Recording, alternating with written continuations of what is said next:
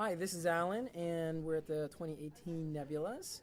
I'm here with Ellis Bray. Hello. So, Ellis, why don't you tell us about yourself? I am a PhD researcher over at the University of Aberdeen in Scotland, and I'm doing philosophy of time.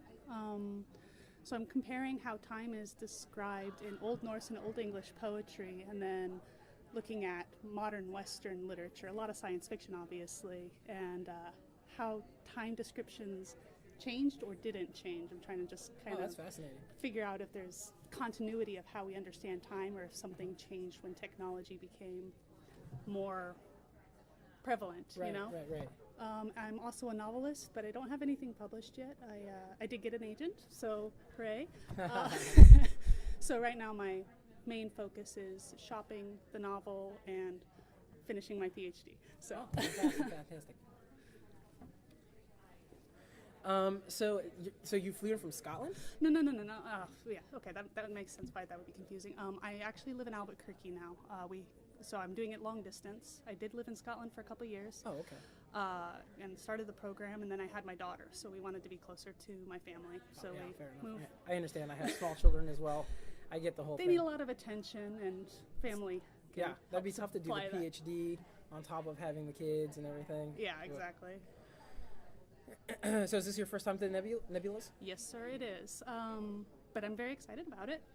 This is my first professional conference in general. I've done the DFW Writers Conference, which is Okay. more like how to do crafting of writing stuff. But and it's very helpful, but I don't get a lot of use out of it anymore. So Right. this is more for the business side, and I'm excited to learn more about that. Right. Okay. So what specifically have you seen that you've really enjoyed, and what are you looking forward to towards the end of the weekend? So besides the awards, I went to an emerging writers panel, which was helpful because there's a lot of aspects of getting a book out there that's not really advertised. You know, you think, oh, I write it and then it's published and then that's done, but apparently there's a million extra steps in between those that you don't really think about. I'm really excited about, there's a panel coming up this afternoon called How to Turn Your Writing Career into a Speaking Career. Oh, okay. I do enjoy talking in front of large crowds. It scares the heck out of me, but I do enjoy it, so I'd love to learn how to make that. Well, if you're going to be an academic, you better gotta get learn used how to do it, right? Yeah. No, like academic conferences are fantastic, but doing it in front of other professions freaks me out, so I'd love to learn how to do that. Okay. So other than that, yeah, I'm just excited to learn about more the business side of Okay. writing rather than the craft side. Oh, okay, great. So one thing, my collaborator on this whole 2018 Nebula project, and I've been saying is just some of the cool things that happen. And just like to give you an example, I was leaving last night. I ended up in the elevator with James Patrick Kelly. I don't know if you know who he is, but he just started talking to me, and then I'm like a little fuzzy on who you are, you know. And I was talking to, and he told, oh well, you know, I've won the 2 Nebula, whatever. So has anything like that happened to you, where you're just like, wow, mind blown, what's going on here? You know, Fonda Lee, who wrote Jade City, which is up for, she and I have bonded over child rearing. I feel like I've bonded with her. She probably doesn't agree, but like, Yeah. she's very down to earth, and we're talking about mom alarm clocks, where that once you're used to your child waking up at 6:30 in the morning, once they start sleeping in, you're stuck with that 6:30 alarm clock whether you want it or not. Yeah, so I can tell you, I'm a little tired this morning for that exact reason. So that was a big surprise. Was I wasn't not that I was expecting anybody to be unfriendly, but I wasn't expecting to connect. Again, it might just be a one-sided connection, but over something mundane like children. Right. So Yeah, I found everybody to be very approachable here, crazy approachable. I've not met a mean person yet, so I'll just Yeah. keep my fingers crossed that continues. Yeah. So what specifically draws you to science fiction and fantasy? I'm more science fiction than fantasy, to be honest. Me too. It's been a road, but that's where I've ended up. So Yeah, far. I started out loving fantasy, and then it Yeah. kind of turned into science fiction. And I love the science. I started out doing a degree in geology and meteorology. I really wanted to do things with astrogeology, doing geology on other planets. Turns out that requires a lot of chemistry, and I suck at chemistry.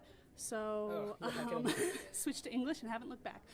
But I love watching how science can be used in new settings. You know, that's something that just I love learning. You told me that you do things with like The Martian, right? Or you were interested in The Martian. Yeah. I love that kind of, what is it called?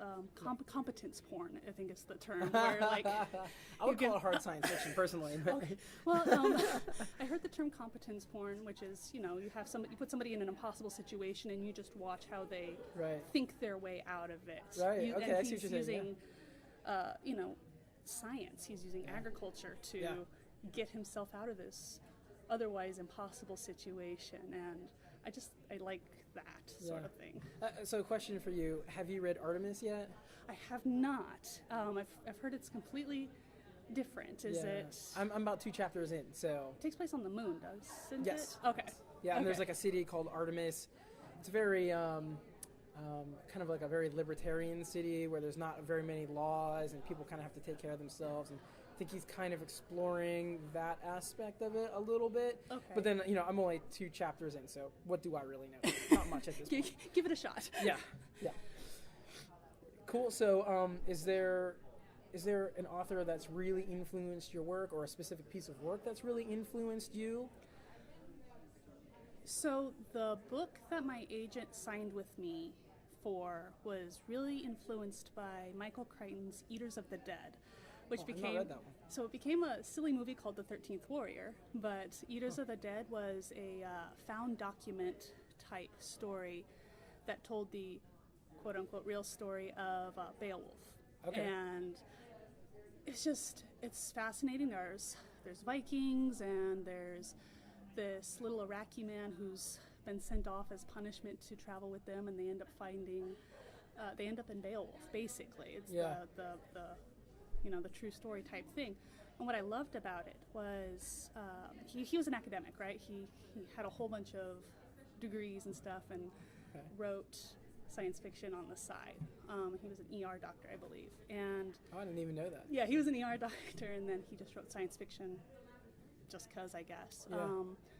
But he has in the footnotes all of these arguments between academics, which you will find in real academia. You'll find people just throwing shade in the footnotes because people don't really look at the footnotes, right? And he got so into the documentation aspect that he wrote a bibliography for it, and then years later was trying to find books that he had invented out of whole cloth. But I love the idea of found documents being recorded in an academic fashion, but it's clearly a fantasy type thing, and I use that for the baseline for the book that my agent signed with me for. Otherwise, I'm really digging the Expanse series by James S.A. Corey. Yeah. And they're local to where I live. Okay. And so that's really exciting. But I just love how they just throw so much diversity, and you don't even notice it. Like, at one point, there's a character who's non-binary, and it's never even brought up. They just have the they. It's just there, yeah. They're just there the whole time. They, they're, them. And you just don't even notice it. Or they have, pretty sure, and I don't know if it's canon or not, but one of their point of view characters is autistic. And you just go with it. Oh, that's just who they are, you know? And there's just so much. And they're just like, well, this is the future. And we're accepting of the things that we hate now. And we choose to do, we choose bigotry based on different factors, and I also use pretty cool science and stuff too. So that's my favorite series, to be perfectly honest. But awesome. I know it's not for everybody, but I really dig it. Yeah. No, it's on my to read list, but you know what isn't these days. Hopefully someday I get to it. It's addictive. So Michael Crichton was one of the first authors that I read as a kid that was like really science fiction-y. And I didn't really have an understanding of what science fiction was when I started reading him, and it didn't really matter to me. Like, I didn't care. I was like 12 or something, or 14, you know what I mean? But Jurassic Park is probably at least at that time, was one of the best books I had ever read. I was very disappointed by the movie. That was one of the first times where I was like, no, this movie's terrible, read the book. Meanwhile, the movie was actually pretty good. Especially compared to later iterations. Yeah. Yeah. He wrote a book called Timeline that made time travel, some things of time travel that I never thought about before, like they speak a different language. You're going to have to really learn how to understand Middle French if you're going to travel back to 14th century France. There's no way you could speak modern French and expect to survive, and that's something that 14-year-old Ellis would never have really considered. Like, of course, we'll have translators in our ears or whatever. No, you really have to, like a MacGuffin or just, oh, this is there, so you it just doesn't figure matter. it out. But so that was, he's just a brilliant author. Yeah, fantastic. So what projects are you working on right now? You said you're shopping a book around. Or? I am. I like apocalypses. I like writing apocalypses. I like researching apocalypses. I especially like looking at downline effects of big world-ending scenarios. So the big world-ending scenario for this one is a gamma ray burst, which is, in the grand scheme of things, very unlikely, which is why I got so into it. It can happen if there's a very large supernova or if two very large stars collide. But a gamma ray burst is a very thin, short stream of intense gamma rays. And the likelihood that they would hit a planet is, it's like a fishing line, will it hit Earth? Yeah. But the question, so that's what it was, is what if one hit Earth? What would happen? And what I discovered is bad things. The side that, it doesn't have to be very long, 10 seconds, would knock out most of the planet's population. The side that got hit would be irradiated. Completely It would be a bad situation. But on the other side, it would interact with our atmosphere and eventually suffocate us, because the way it would hit would turn the NO2 into NO3, and it would become a heavy, thick gas and block out the sun, because it would become so thick that you wouldn't get, and it would be a cascading effect. But it's something that you see the comets, you see the plagues, you see the what was the core? The core stops spinning, or sunshine, the sun goes out, that sort of thing. But you don't really ever get to hear about possible but very unlikely. So I got really into that. Yeah. Jeremy would be very proud of you. He teaches a dystopian course, so he would be all about it. Oh, awesome. So what's the title? Right now it's Bifrost Burning. Bifrost Burning. Because I don't know if you know anything about Norse mythology. So my master's was kind of in that. A little bit. Deal with it a little bit with my PhD. But the Bifrost Bridge is the one that connects the gods to the other worlds. It's like if you're watching the Thor movies, it's the Rainbow Bridge thing? Exactly.